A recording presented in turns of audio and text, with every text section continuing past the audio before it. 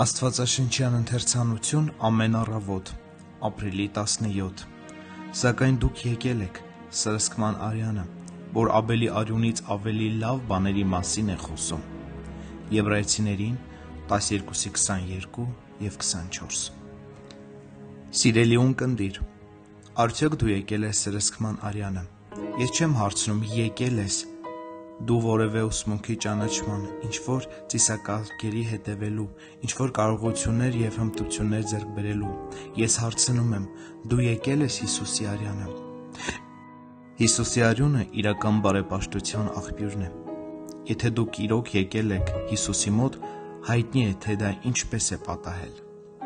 Սուրբ Հոգին նրբորեն քեզ բերել է նրա մոտ, դու սրսկման արյանն ես եկել ոչ սեփական արժանիքների շնորհիվ։ Մեղավոր, կորած, անօգնական լինելով, դու նրա մոտ ես եկել որպես հավիտենական հույսի մոտ։ Դու Հիսուսի խաչի մոտ եկել ես դողացող ու հառաչող սրտով։ Քեզ համար ինչ թանկագին ձայն է դարձել Քրիստոսի արյան ձայնը։ Զղջացող երկնային որդիների համար կաթիլների գետնին կնելու ձայնը երկնային մեղեդի է։ Մենք լի ենք մեղքերով, բայց Փրկիչը խնդրում է մեր հայացքներ իրեն դարձնել։ Երբ մենք նայում ենք նրա արյունահոսող վերքերին, ընկնող արյան յուրաքանչյուր կաթիլն արտաբերում է։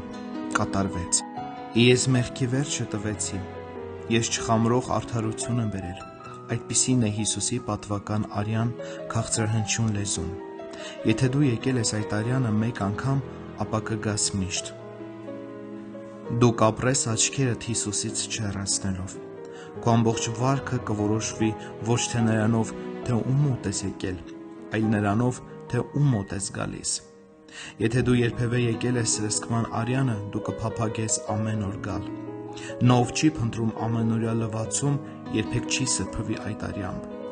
Հավատացյալի ուրախությունն ու առանձնաշնորհումը դեռևս բաց աղբյուրն է։